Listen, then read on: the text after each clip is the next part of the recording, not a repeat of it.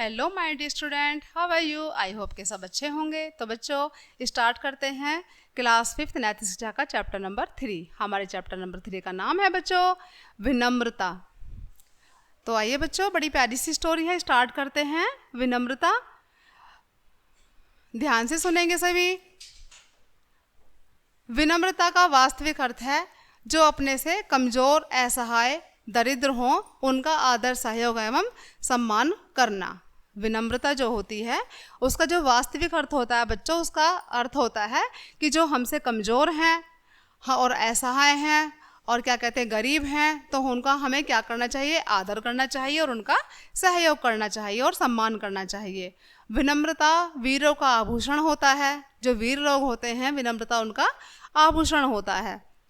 कंस जैसे राक्षस का संहार करने वाले कृष्ण बड़े विनम्र थे। महाभारत में यह अंश मिलता है कि जब पांडवों ने राजसूय यज्ञ किया तो उन्होंने श्री कृष्ण से पूछा, प्रभु आप किस कार्य को संभालोगे? श्री कृष्ण ने गर्व से कहा, मैं अतिथियों के चरण धोकर उनका सत्कार करूंगा। जो लोग बाहर से आएंगे, अतिथि आएंगे, मेहमान आएंगे, तो मैं उनके चरण को धोऊंगा और उनका आदर सत्कार करूंगा। श्री कृष्ण ने गर्व से कहा। यह बात श्री कृष्ण ने बड़े गर्व से कही थी। विनम्रता का ऐसा उदाहरण खोजना मुश्किल है। गुणी और विद्वान व्यक्ति स्वभाव से ही विनम्र होते हैं। अहंकार, अक्खड़पन मनुष्य के पतन का कारण बनता है। मतलब जिस व्यक्ति में अहंकार और अक्खड़पन होता है तो वो उसका पतन का कारण बन जाता है। महान गुणों से युक्त महापुरुष सदैव विनम्र और सरल स्वभाव के होते हैं। जो महान व्यक्ति होते हैं बच्चों, वो बहुत ही सरल स्वभाव के होते हैं और अपने सरल स्वभाव के कारण ही वो जाने जाते हैं। यहाँ देखिए, श्री राजेंद्र प्रसाद भारत के प्रथम राष्ट्रपति हुए। वे राष्ट्रपति बनने से पूर्व कांग्रेस के अध्यक्ष भी हुए। वह किसी कार्यवश एक बार प्रयाग गए। किसी काम के कारण वो कहाँ गए बच्चों? प्रयाग गए। उन्होंने वहाँ किसी संपादक से मिलना था। उनको वहाँ किससे मिलना था? संपादक से मिलना था। उन्होंने चपरासी को अपना कार्ड दिया। चपरासी उस कार्ड को संपादक की मेज पर रखकर चला गया। राजेंद्र बाबू कमरे के बाहर प्रतीक्षा करते रहे। जो राजेंद्र प्रसाद थे वो कार्ड को देकर वो बाहर प्रतीक्षा करते रहे।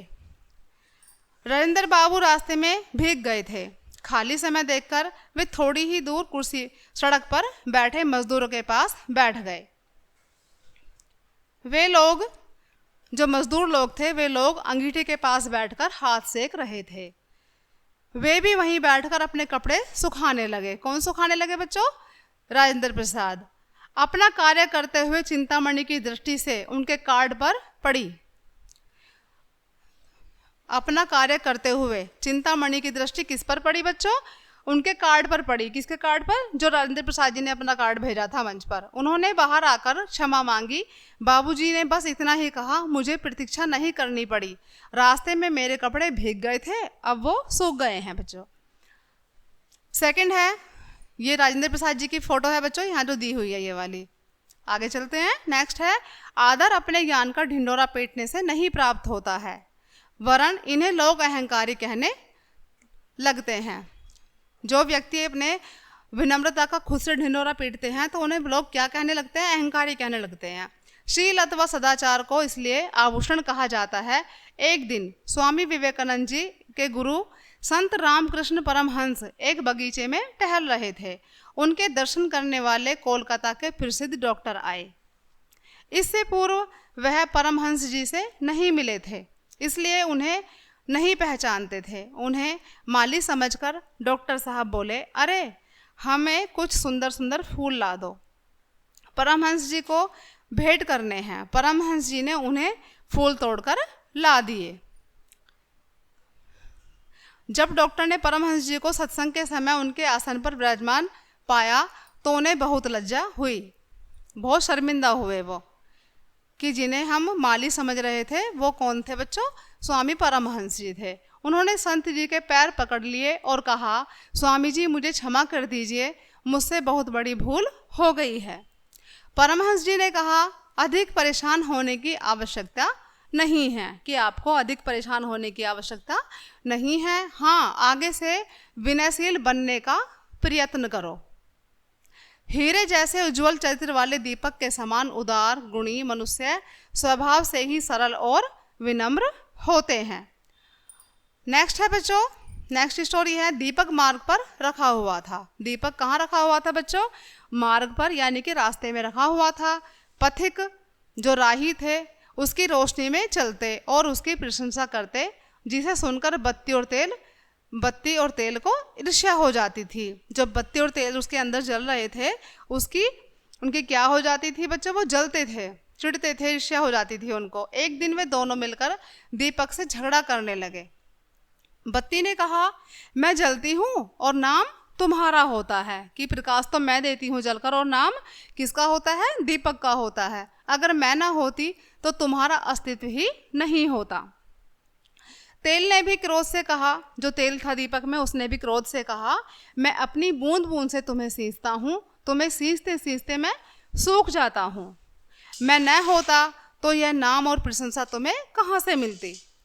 दीपक ने उन दोनों की बातों को ध्यानपूर्वक सुना और विनम्रता पूर्वक कहा, सच तो यही है कि मैं तो मिट्टी की आकृति मात्र हूँ, कि जो मैं हूँ, मैं तो मिट्टी से बना हुआ हूँ, तो मैं तो मिट्टी की आकृति मात्र हूँ।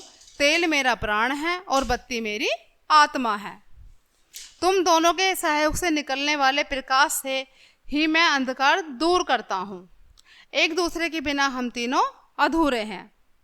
दीपक की विनम्रता देखकर तेल और बत्ती दोनों लज्जित हो गए। जब दीपक ने सहनशीलता से इतनी बातें कही तो बच्चों, जो बत्ती और तेल थे, जिन्हें अहंकार हो रहा था कि हमारी वजह से दीपक का नाम होता है, कि दीपक प्रकाश देता है, वो दोनों बहुत लज्जित हुए। फलों से लदे वृक्ष, जो फलों से लदे वृक्ष होते हैं बच्चों, पानी से भरे बादल सदैव झुके रहते हैं। आपने देखा होगा जब फल लगते हैं किसी वृक्ष पर और फल बहुत ज़्यादा लगते हैं तो वो वृक्ष क्या होता है? वो झुक जाता है। और पानी से भरे बादल भी सदैव झुके हुए होते हैं, बहुत पास में दिखाई देते हैं और शोभा पाते हैं। विनम्रता से हम खोते तो कुछ नहीं है, किंतु प्राप्त बहुत कर लेते हैं, प्राप्त बहुत कुछ कर लेते हैं। विनयशीलता ही हमें अच्छे आचरण की ओर प्रेरित करती है। कृपया एवं धन्यवाद इत्यादि विनम्रता सूचक शब्दों से हमारी शिष्टता का पता चलता है, कि जब हमसे कोई गलती हो जाती है तो हम क्या करते हैं बच्चों? धन्यवाद, कि मतलब हमारे साथ कोई अच्छा कार्य करता है तो हम उसको धन्यवाद देते हैं। ठीक है, कोई हमसे गलती हो जाती है तो हम उसके लिए क्या करते हैं? हम उसे सॉरी बोल देते हैं। तो ये जो वर्ड होते हैं बच्चों, ये हमारे विनम्रता के सूचक होते हैं। तो इस कहानी से हमें क्या शिक्षा मिलती है? कि विनम्रता से सदा शिष्टता प्राप्त होती है।